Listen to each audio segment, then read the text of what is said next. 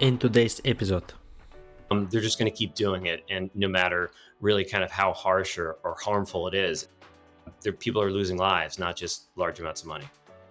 So I coached some soccer. I waited some tables. I did some kind of odd jobs. About fraud, oh man, we started that, Ronald Pradish and I, in 2017. If you want to grow your career and grow your knowledge, there's lots of things. If you get into like the digital trust and safety space and the platforms and viewing videos and harmful content and content moderators more, I mean, they're seeing things that are awful, and that is psychologically damaging. I am the customer. Don't don't tell me what I should be doing. Being people is not the same as being an individual contributor. They get burnt out. Help plus ask for help, to kind of really summarize it. Hi everyone, welcome to the podcast A Journey to Fraud Prevention. I'm your host Ivan. Have you ever heard about fraud.com? If yes, I have the pleasure of speaking with one of co-founder and VP at Pasabi, PJ Rohall. If not, it is a great opportunity to hear a story behind it. Please join me today to hear this awesome story and discuss about very important topics such as scams and well-being. Let's begin. Поехали. Hey PJ, how are you? I'm doing great. How are you doing? I'm very well, and I'm just really want to say thank you for joining me today. It is a pleasure to invite you to record the new episode. Ivan, I'm delighted to join you and happy to talk about fraud prevention and my experiences and anything else you want to ask me. Yeah, for sure. I usually start with a simple question: fraud prevention. What is fraud prevention for you? Yeah, it's a good question, and it can be answered probably a million different ways. So you probably get a variety of answers. To me, it's about protecting consumers and businesses from financial harm, as well as, I would say, emotional and psychological. So I'll get to that latter half in a second, but financial harm is probably obvious, and that comes in many forms, whether it's identity fraud, payment fraud, and everything in between and outside. The psychological and emotional components I think of more when it comes to scams and kind of manipulating folks and social engineering. And there's always lines on where you draw between fraud prevention and trust and safety and other ones. But there's, I think scams and protecting folks from not just the financial damage, but just the experiences of going through fraud and scams are just about the worst you can go through. That's what fraud prevention is to me. So it's a big old bucket. It has lots of segments and MOs and fraud use cases underneath of it, but it's protecting consumers and businesses, and it's for me beyond just financial harm. I really like you mentioned about not only financial part, but also about more like scams perspective that someone calling to someone and say, I know most popular, I'm in some accident happens. Can you send over me money, or could you provide some information about your, I know, business account or maybe your social security number, anything? And people really just like maybe on effect or someone calls them, just really start to provide a lot of information. And it's, I don't know how to change it. It's maybe some psychological issue, or maybe it's not an issue. Maybe it's like drive you natural. Someone say one of you, I know, family member, just like Yeah, and it's just kind of how we're built as human beings, psychologically, emotionally. We respond to things in certain ways, and we're much more vulnerable than we think. Of course, there's more vulnerable populations and people that we really need to protect. All of us, should not be so arrogant or I guess naive to think that we couldn't. We're busy. We're trying to do lots of different things. We're even tech savvy folks will, they get lured into things, and you do things you won't normally do under different emotional and states. So I think it's super important. Fraud obviously has always been around. I think folks have learned on the fraud side that you instead of just stealing information, payment information, identity information, and taking over your account or committing payment fraud, you know what? Why not just manipulate you to give that information up and or to make that payment? And they've seen success there, and fraud is all about ROI. If they're getting success and it's not taking a lot of resources or investment, they're just going to keep doing it, and no matter really kind of how harsh or harmful it is. And some of these scams are super harmful. People are losing lives, not just large amounts of money. Yeah, that's hardest part for sure. And how long have you been in the fraud industry? Yeah, so going back to 2011, I got my start as a fraud analyst for a company called eBay Enterprise. Actually, eBay had just purchased GSI Commerce, and they helped merchants. Now, they did a lot of different things, but fraud prevention was one of them. And so, on the merchant fraud side of things, more payment fraud, some account takeover, and things like that. But that's where I kind of cut my teeth and learned in a fraud operations role all the good, bad, and ugly about kind of being on the front lines a little bit more, which does vary as you move in different areas. I grew into to different areas and product and solution providers, and I like that I started there because you can kind of really kind of understand some of the trends specific to that industry, but also what it's like to work in an operations based role. It's tough, it's a grind, and then that gives you a little bit more respect when you're building products or selling products or building communities because you can kind of put yourself in those people's shoes.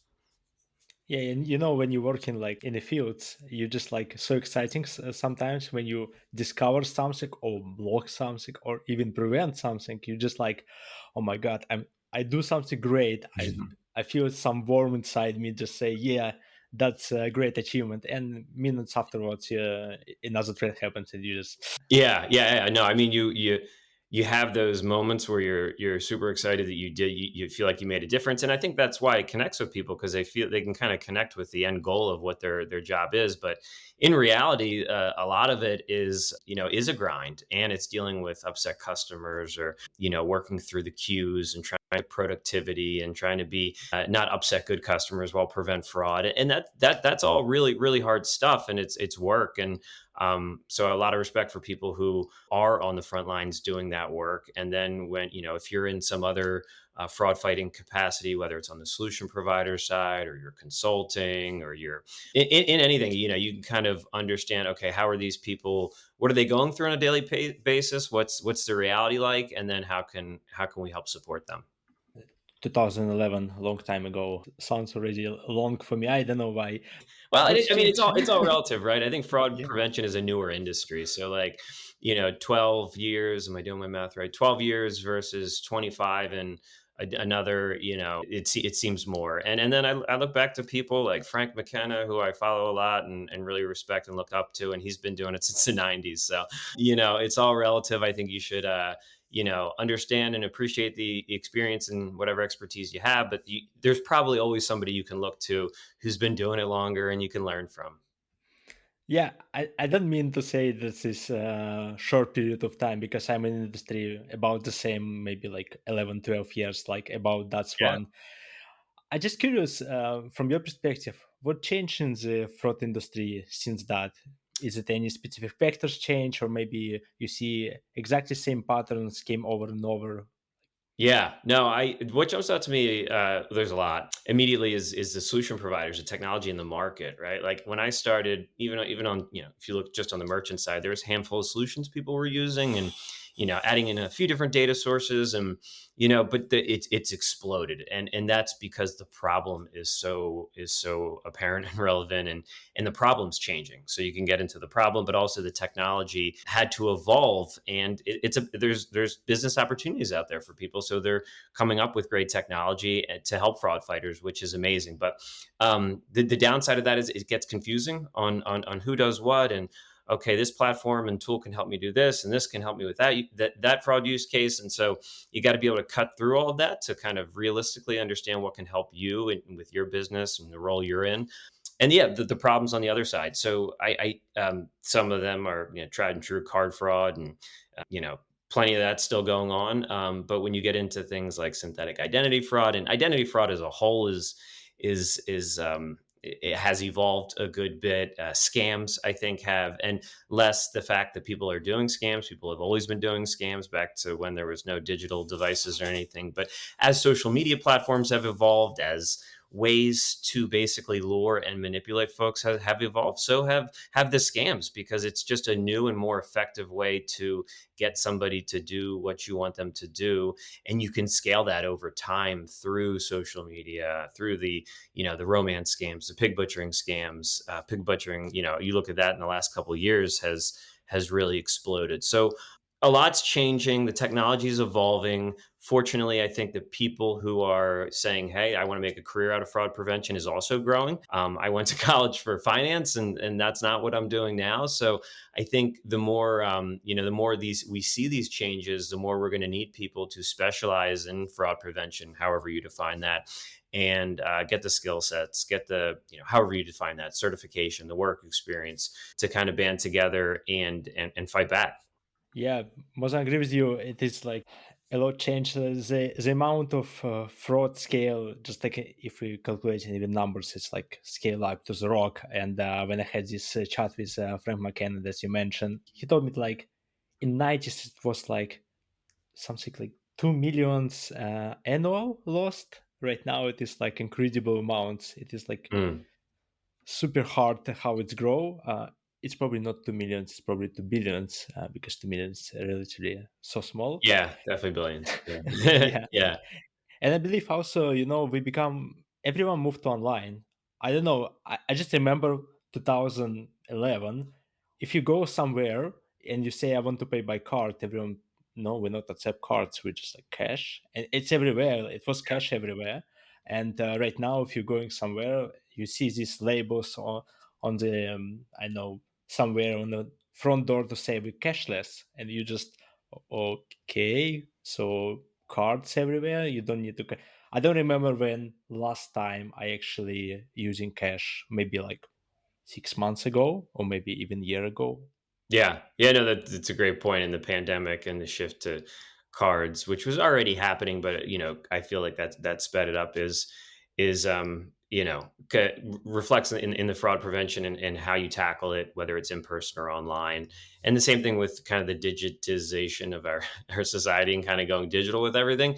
It's that kind of sped up so you can apply for a credit card, you can open accounts, you can make payments, you can do all kinds of things online. You can find with Bumble, you meet your significant other, like, so, and each of those platforms prevents a different opportunity to do something bad. It could be fraud. It could be something you could call maybe digital trust and safety when you get into scamming something or putting up counterfeit goods, or so. But there's just more platforms, more ways to do these things, and the more need for teams to be able to monitor that effectively.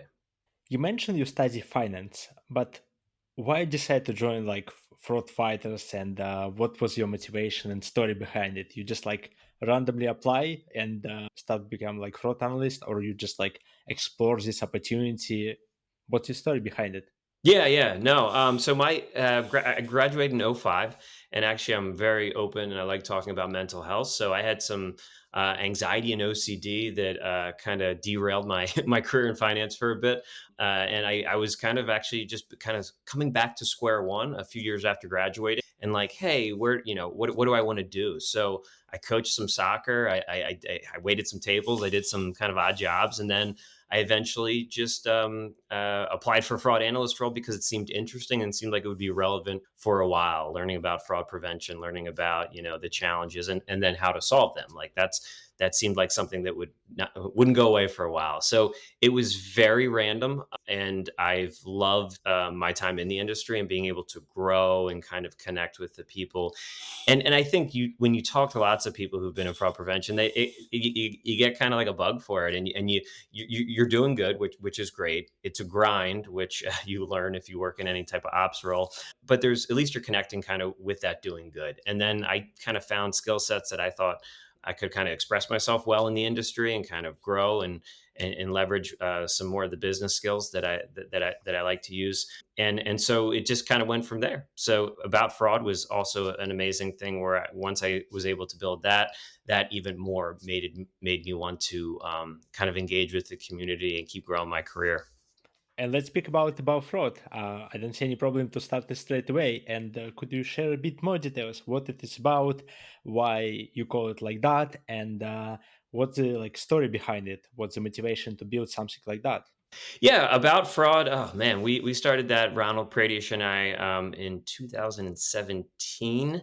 So it was a random connection of minds, and talk about connecting digitally. We connected digitally, and the whole purpose behind it was to be a community for fraud fighters by fraud fighters. So we had worked in the industry for a bit, and we wanted to provide resources and educational information about lots of stuff, events to attend, podcasts to listen to, blogs to read, just lots of helpful information. And we couldn't create all that. We created some of it, but kind of aggregating it all in one place. So that's how the idea started. We added solution providers in there because we're like, man, we can't keep track of all these. Let's create a list of them. Not saying one's better than the other, just understanding who's out there. And then through LinkedIn, and LinkedIn was great, just kind of engaging authentically with the community, in our voice on the things we saw day in and day out in our jobs, connecting with actual fraud fighters, and not trying to sell them anything or be promotional, just to try to be helpful.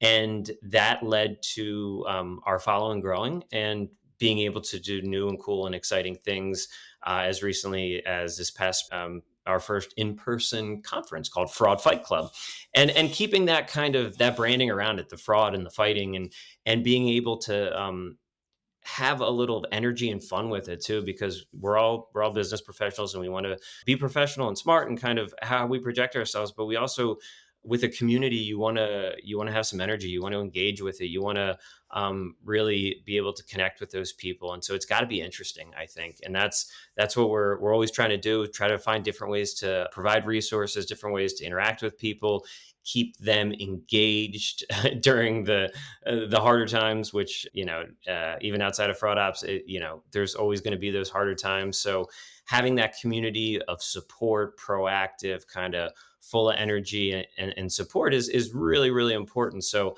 that's kind of where it is today. And I think hopefully it's actually still kind of in its infancy. I think with the response we've had, and so many people, the whole community really makes the whole thing possible, giving us lots of encouragement. We're just going to keep rolling with it. And for someone who first time hear about this project, how you just like, I don't know, some motivation to join this project, why it is will be good for everyone who in the fraud area to join like about fraud community. Yeah. So, I mean, it's mainly, if you want to learn and connect with folks that are like-minded fraud fighters, it can help you personally in your career, hopefully.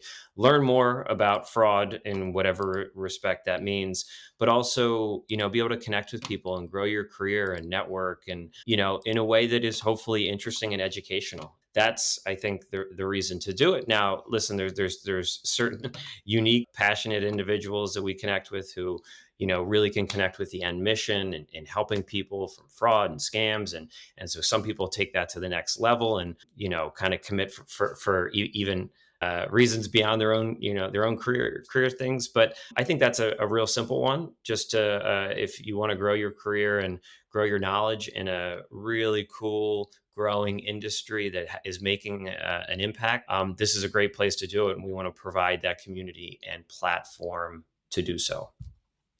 Amazing. I don't know for anyone. I speak about myself. You sell it for me. Definitely sell it for me. If I need to sign in somewhere, just I'm ready to do this one.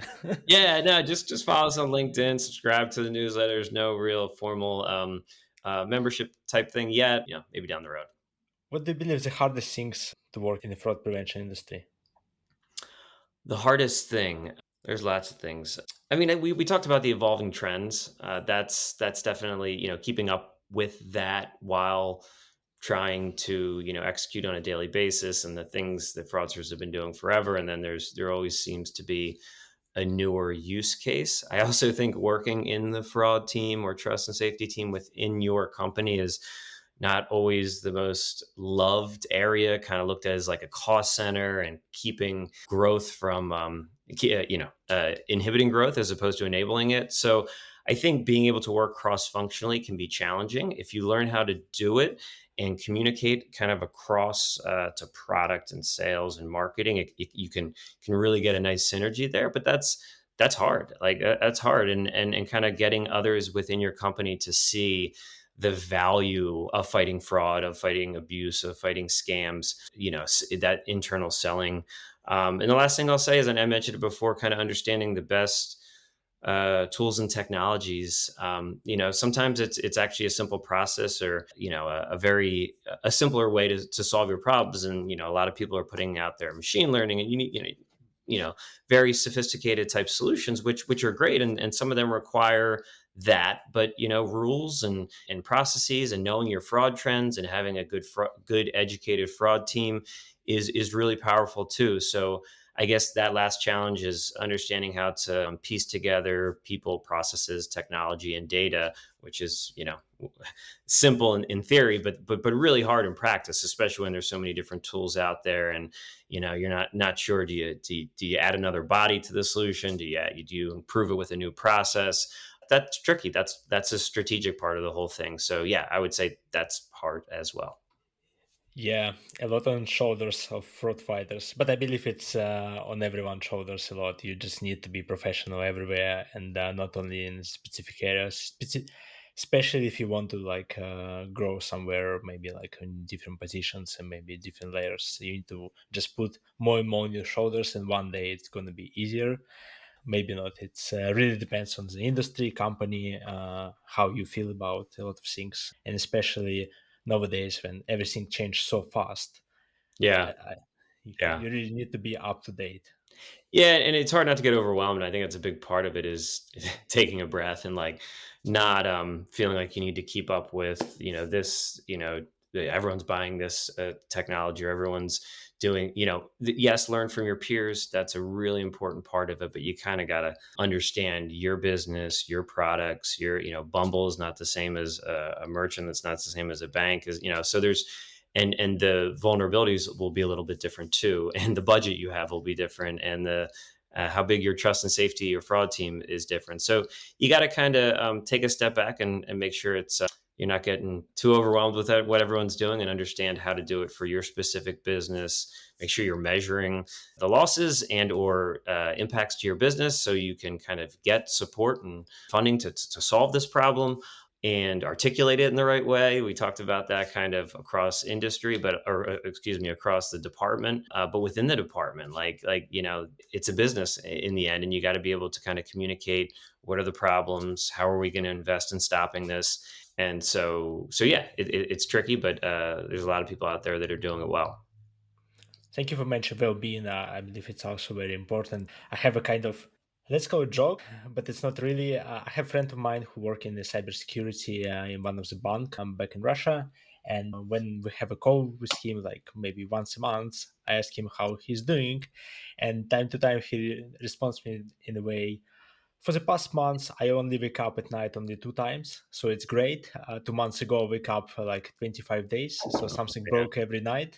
yeah, So I don't know. I told him, how you survive for this company for 7 years already. I have no ideas. Like to yeah. wake up every night and do some stuff, it's Yeah. crazy. Yeah, no, and that's front lines at cybersecurity, but in fraud ops, there's people working weekends and more into the evenings and stuff, because there's, all this stuff is always on, and we want to automate it and say, hey, these are, decline this transaction, not don't approve this application, but like it's in the end, there's always a manual component, even from an investigative standpoint. A batch that always is kind of a gray area. It's got to be, you got to get some eyes on it, some human eyes, and so that puts people in long hours, or maybe you're not on the manual review side, but you're in charge of escalations, and something breaks, and it's peak holiday time, and everyone's shopping, and so like that's where the front lines, kind of all hands on deck type fraud fighter role is. That's where it lives, and it's not easy.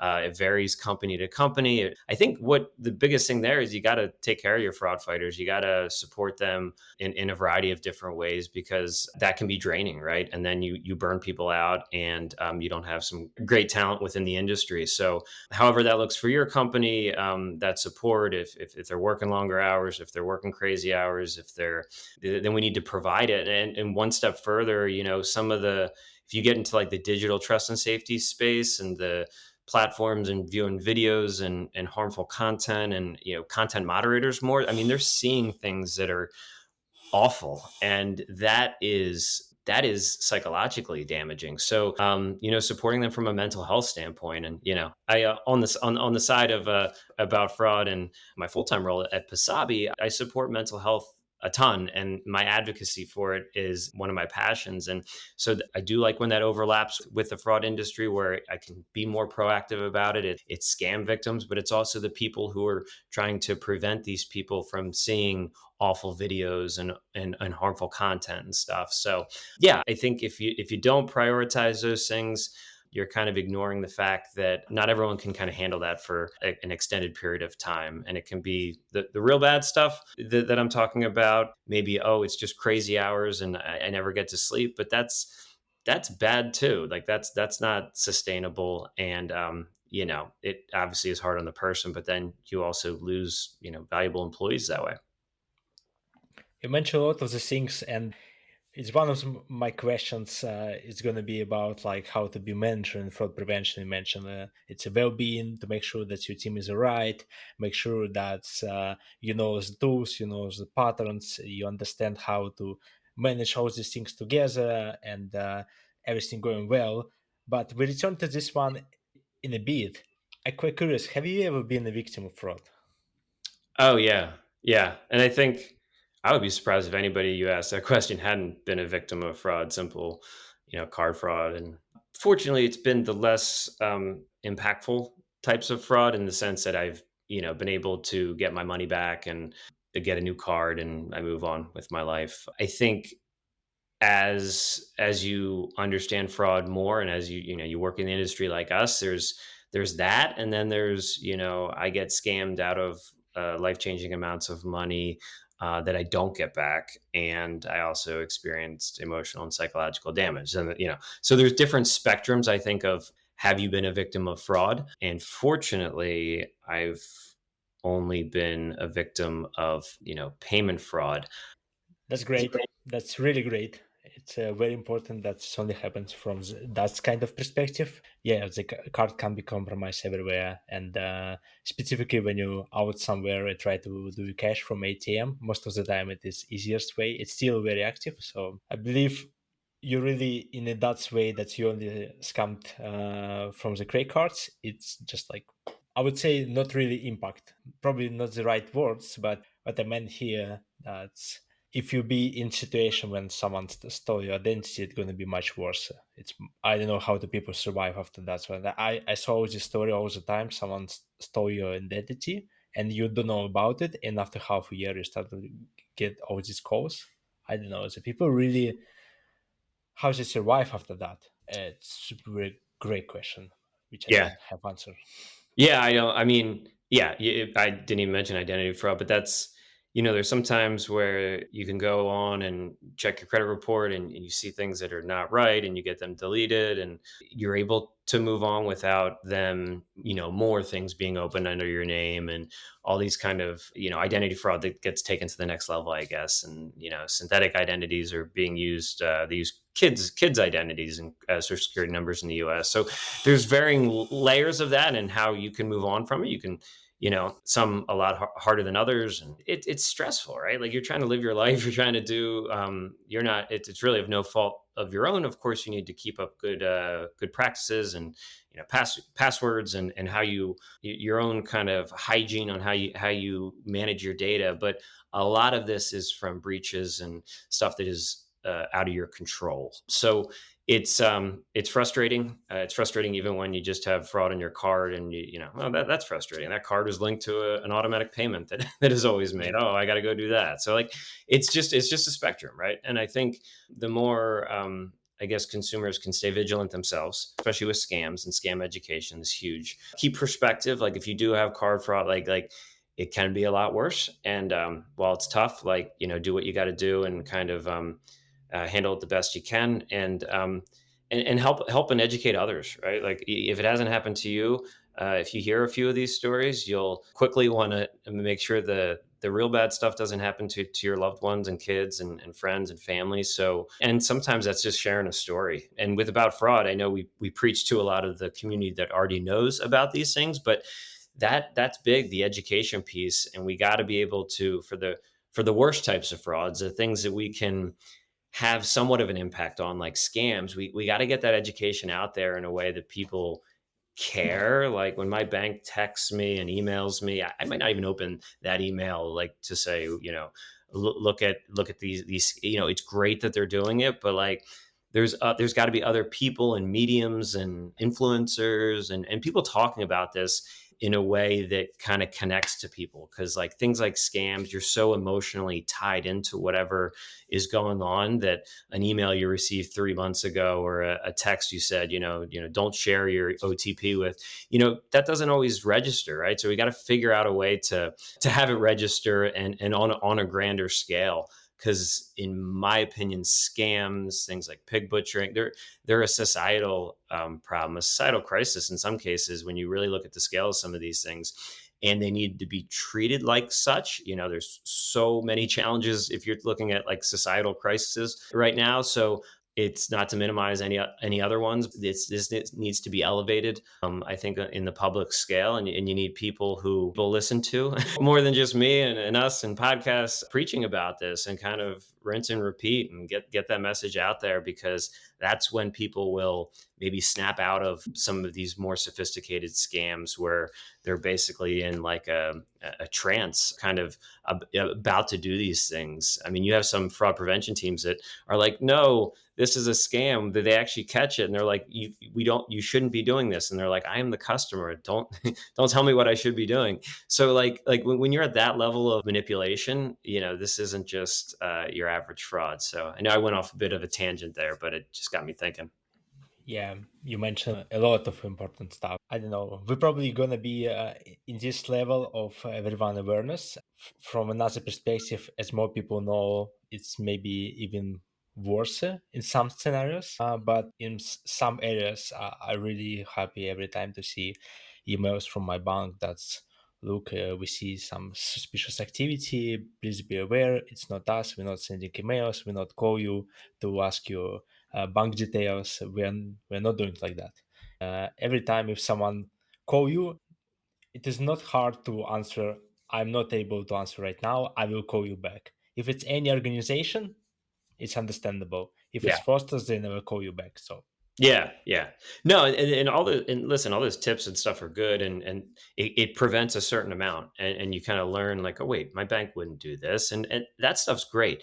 It's unfortunate, like we're getting to the level though with generative AI and the sophistication of some of these things. It's like it really does appear to be this person, so like it's like how do we get to the next level of education that goes beyond, because you're never going to stop all the scams, but the challenges are getting to a point where the simple education messages aren't always working, don't even apply to things like deep fakes and using gen AI in those ways. So like those are the things I guess that scare me more. But we at the very least need to keep doing the more traditional things, because at least it helps a little bit, right? 100%. About career in fraud prevention. So what do you believe is necessary to jump from core or senior position to become a manager? Because I'm looking at your career, you started, as you mentioned, like fraud analyst, and right now you're in VP of strategy, if I'm not mistaken. So how you achieve this position, and maybe you can give a bit of tips to people who listen us, what is necessary to this jump from IC to be manager? Yeah, so it's a good question. And it really, like when you're talking about like fraud operations going from an analyst to a manager, I think a lot of that is about performing well in your current role. A lot of it's metrics driven, and for better or worse. So get doing well, understanding how to investigate orders, transactions, applications, whatever it is you're doing.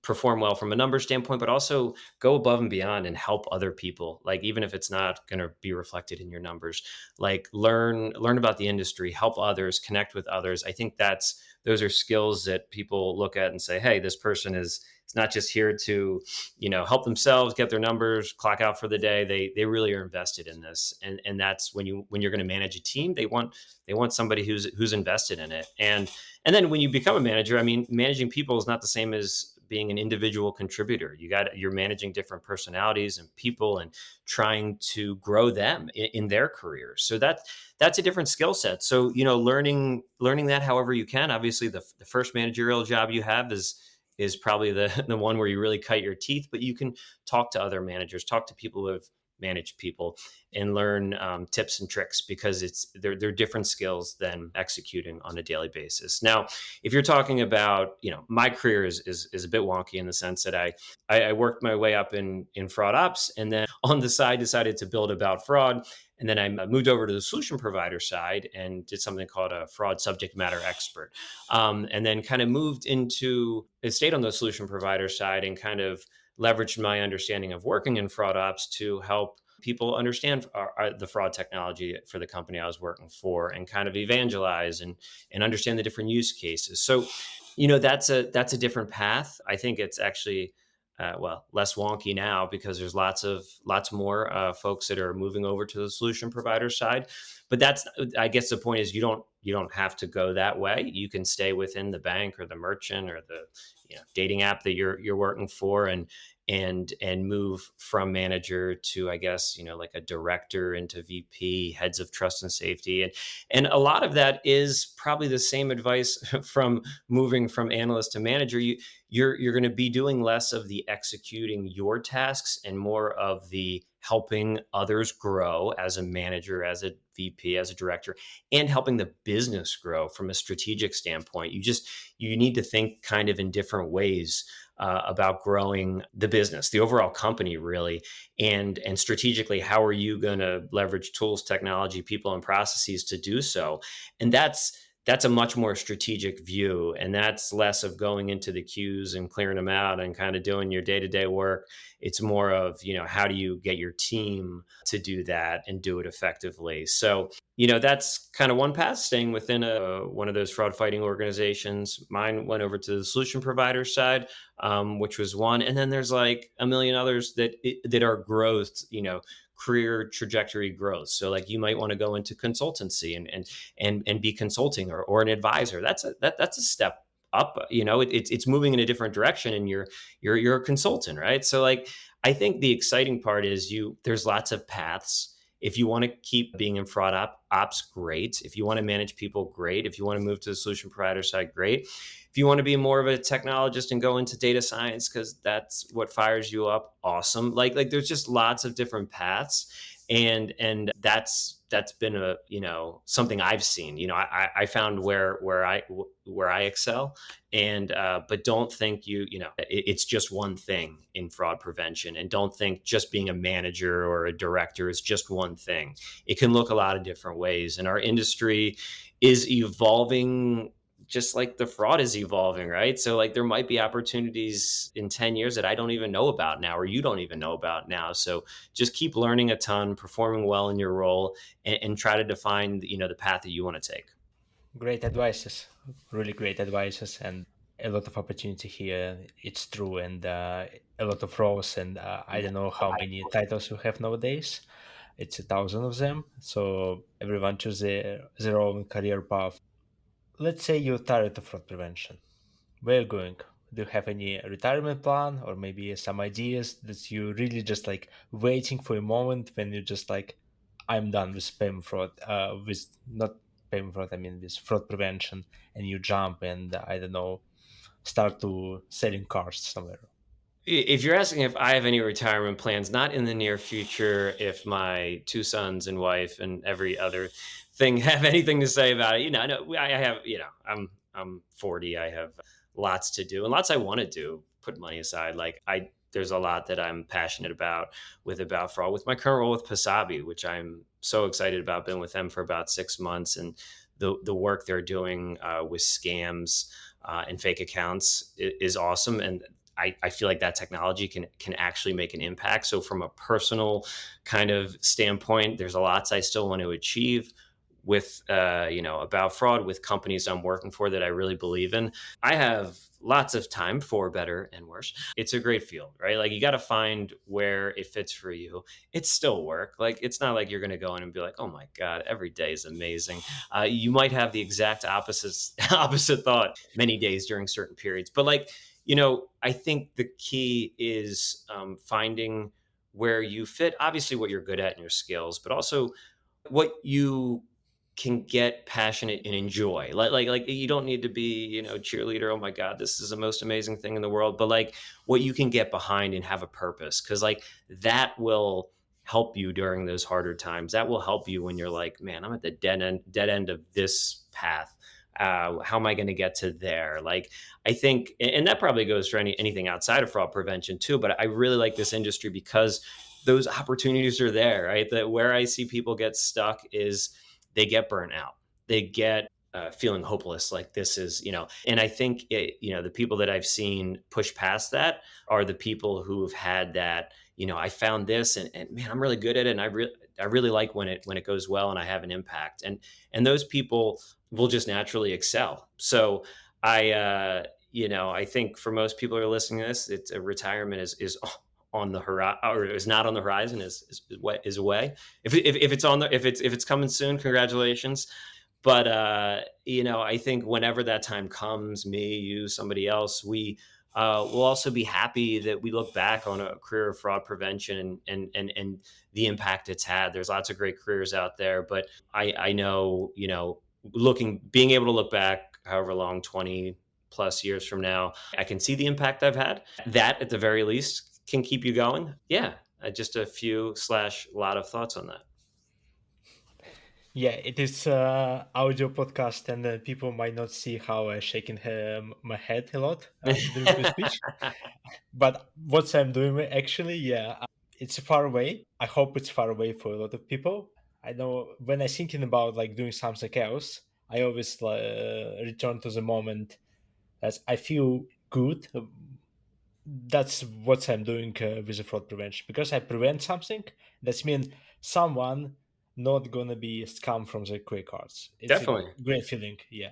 Yeah, that's what life. I mean, yeah, we got to make money and we got to do all the things to support ourselves. But like that's when work's done, and whether that's for the day or for your career, like that's you want to be able to look back on those things or think about those things and have a sense of pride.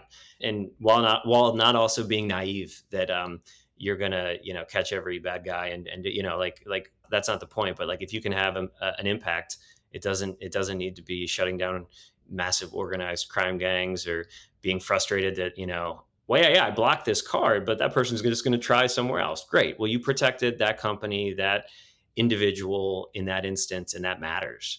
And I think, yeah, exactly. Yeah, exactly what you said. Actually, I don't have any other questions, but gonna ask you: do you have any last advices for the people who looking for to join a career path, or maybe who's struggling right now to sitting to working on the day shifts in fraud prevention? Yeah. Yeah. And I think actually you inspired this advice because thinking ahead of this podcast, I put up a post today that just said help plus ask for help. So basically, the idea is helping people and asking for help have, like, if I had to summarize two of the biggest things that have helped me in my career, it's those two things, which are like, what do you mean help people and then ask for help? How important can that be? And how hard can that be? Well, it actually can be really hard. So a lot of people are, as you go through your career, will ask for help and immediately we're like, oh, I don't have time for that, what's in it for me, blah blah blah. Of course not everybody does that all the time. They help, we're not all bad people, but it can be really hard. But the two things, help and ask for help.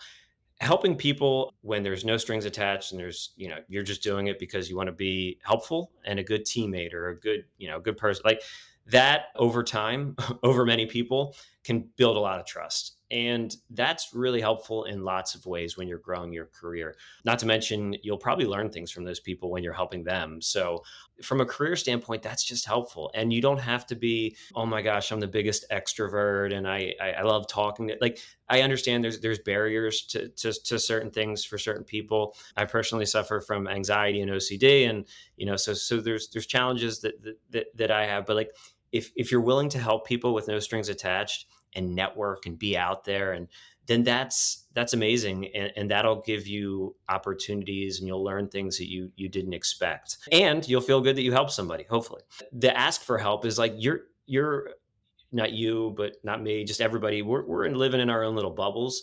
And so the industry is a lot bigger. The opportunities, the things to learn out there are a lot bigger. So just expanding that and asking people to learn from, to network with, kind of getting back to just kind of pushing outside of your comfort zone, doing a podcast. Like, not everyone just starts a podcast like you. Like, that's a big step. So, doing it, and it looks different for every single person and personality, it doesn't have to be massive if it's very overwhelming to you at first. But like, reach out to somebody. You're like, somebody you're like, "Ah, why would I? They don't want to talk to me, or they won't answer my question. But take a chance and do those things. So asking others for help, whether it's networking or, hey, I'm having this problem in my day to day work, and you seem to really know what you're talking about when I see your posts or whatever it is, and that can inject so much life into your career and so much opportunities down the road. It's not going to be immediate. It's not like you just help somebody and amazing things happen. And you shouldn't expect that, frankly, if you're helping somebody. But over time, repeat and rinse. And within a time, within a reasonable expectation, you have your job to do. You have deadlines to hit. Don't go out there and just start networking and helping every last person. But like, that's done over time, though. That's really impactful, and especially in an industry where you meet a lot of the same people, you kind of bump into them at conferences. I think that'll go a long way, and you'll be learning tons in the process. So help plus ask for help, to kind of really summarize it. That is maybe non-traditional advice, but I think, at least for me, I can only speak from my personal experience, has been super, super helpful. Amazing. I'm gonna leave in a reference to the post that you just mentioned. For everyone, please look into the description to this episode. I know it happens a bit later on after the post, but I hope everyone also return and read it, because I believe it's very important what you mentioned here, and we need to be more polite to each other. That's like what the happens in the world nowadays. We just need to change it. I don't like it. Yeah, yeah. Polite is a great start, and like, listen, it doesn't mean like you're just going to get along with everybody. I mean, everybody's got people that are just harder, and like, that's real life. That's real life. So you got to find spots to just amp up your helpfulness game, and then don't be afraid to ask for help from other people. And you might get the, I don't have time, I'm busy, because they're not willing to help. So, okay, move on to the next person. Be respectful, be reasonable with the type of things you're asking, not like, hey, can you do this whole thing for me? So there's lots of qualifiers and, different circumstances people have. But I think the reason probably people don't do those things is because they don't seem like they're that important. It's like, oh, what if I help this person? What if I don't ask for help? Like, whatever. And it's not comfortable, right? We're comfortable in our own little routine. So when someone's like, hey, can I help? You're like, that's no, like, no. Or I could just ask that person for help, but I don't know them. That's uncomfortable. Like, so you just don't do it. And so I guess it comes down to pushing outside that comfort zone. And believe me, I know the joys of feeling comfortable and not anxious. I thrive for those. But, that's not always life. Your feelings don't always tell you the what's going to be most helpful, which might be, doing that presentation or reaching out to that person. Your feelings are false indicators sometimes. So yeah, hopefully that was helpful. Jay, thank you so much to join me today. I believe I have a issue with my neck because I shake my hand a lot. And I say, yeah, how I agree with you. I know people might not see this one, but this is what actually happens. And I start to feeling that I said too many yes with my head. So There you go. You're strengthening your neck, I think, in that way. That's what I think. gonna practice There more you go. for say more people to say yeah. And thank you everyone for listening to this podcast. It's more and more episodes in the pipeline. I'm working on them. Please don't to forget to follow podcast and share with your friends and the network. And I'm gonna say my final words that I say in each episode. Cut. There we go. Cool.